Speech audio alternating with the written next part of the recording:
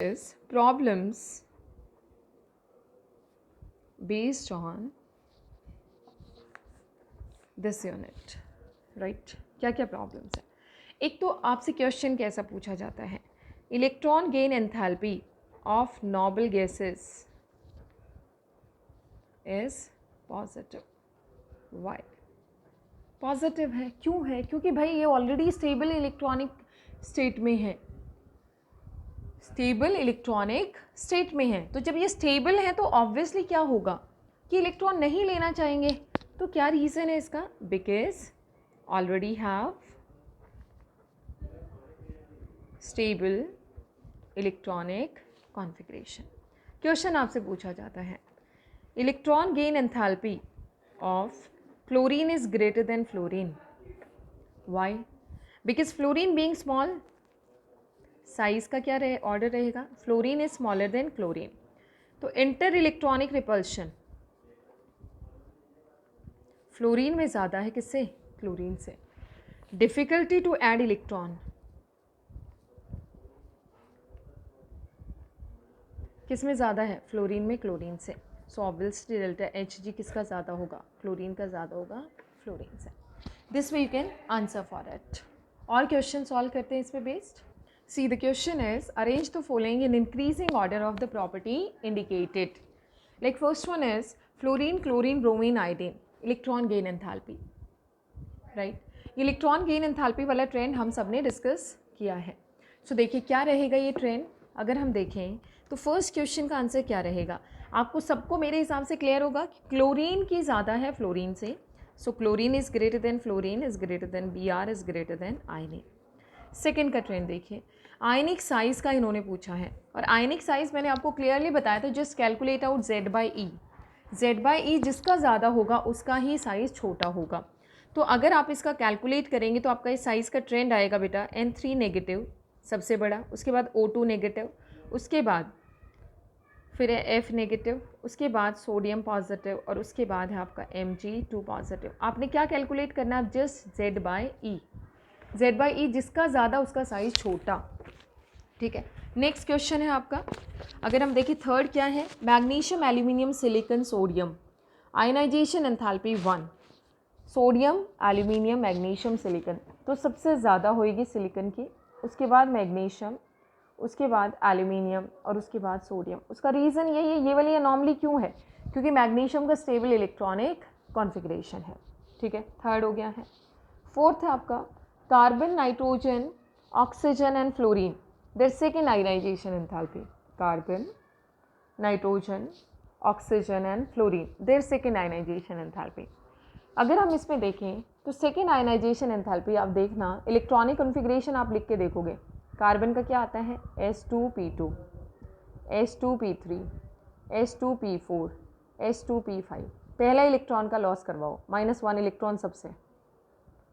ठीक है, क्या बचेगा? S2P1, एक एक आउट कर दो, S2P2, S2P3, S2P4. अब एक और निकालेंगे तो आयनाइजेशन एंथैल्पी 2 आएगी. सेकेंड निकालेंगे तो देखो P1 से तो ये डेफिनेटली S2 में जाना चाहेगा, P2 से ये P1 पे जाएगा. ठीक है, P3 से लेकिन इस पे जाना इसके लिए क्या होगा? डिफ़िकल्ट होगा, क्योंकि ऑलरेडी स्टेबल है. ये तो आपका P4 से P3 पे जाके खुश हो जाएगा. तो सबसे ज़्यादा हो गई ऑक्सीजन, उसके बाद फ्लोरीन, उसके बाद नाइट्रोजन और उसके बाद कार्बन. फिफ्थ की अगर हम बात करें, Br positive, Br and Br negative. तो ऑब्वियसली हमने क्या चेक करना है, एक पेरेंट एटम है, एक उसका कैटायन है और एक उसका एनायन है, या ये नहीं एक उसका अच्छा बच्चा और एक उसका शरारती बच्चा है. तो अच्छे बच्चे का साइज़ छोटा हो जाता है, शरारती वाले का वो मोटा हो जाता है, वो ज़्यादा खाता है खाना. ठीक है, तो अगर हम देखें तो इनका साइज़ का क्या आएगा? Br नेगेटिव सबसे बड़ा, फिर Br, फिर Br पॉजिटिव. आपने सिंपल सा याद रखना है, पेरेंट एटम से कैटायन का साइज़ छोटा होता है और पेरेंट एटम से एनायन का साइज़ बड़ा होता है. तो इस तरीके से हम उनका आयनिक साइज़ का ट्रेंड देख सकते हैं. See, this is the question. Are the oxidation state and covalency of aluminium in are same? इस कंपाउंड में कोवलेंसी और ऑक्सीडेशन स्टेट, देखो कोवलेंसी है number of bonds, oxidation state उस पर जो चार्ज आता है. कोवलेंसी में एल्यूमिनियम देखो एक तो बनाता है बॉन्ड क्लोरीन से और 5 बना रहा है वाटर से. तो कोवलेंसी इसकी कितनी आ गई एल्यूमिनियम की? 6 और इसका ऑक्सीडेशन स्टेट अगर हम निकालते हैं, एल्यूमिनियम का मान लिया x, क्लोरीन हमें पता है -1, H2O 0, x -1 + 0 और पूरे पे कितना है +2, सो x की वैल्यू कितनी आ जाती है बेटा +3। तो ऑक्सीडेशन स्टेट क्या आ गया है +3। So are they same or different? They are different. ठीक है, तो यहाँ पे क्या है डिफरेंट है। ऐसे ही आपसे कोई क्वेश्चन पूछ ले, what is the covalency and oxidation state of nitrogen in N2O5। N2O5 में इसकी कोवेलेंसी और ऑक्सीडेशन स्टेट क्या है? देखो, कोवेलेंसी का मतलब वो जितने बॉन्ड बनाता है। नाइट्रोजन आपको पता है मैक्सिमम 4 बॉन्ड बना सकता है, तो कोवेलेंसी क्या आ जाती है इसकी 4। और ऑक्सीडेशन स्टेट, ऑक्सीजन का -2 होता ही है, नाइट्रोजन X मानेंगे तो +5, सो ऑक्सीडेशन स्टेट इसका क्या आ जाएगा +5। तो यहाँ से आप कोवेलेंसी और ऑक्सीडेशन स्टेट वाले क्वेश्चंस भी कर सकते हैं इस तरीके से। ठीक है, what is the question? What are the differences between electron gain enthalpy and electronegativity? इनके बीच में क्या differences हैं?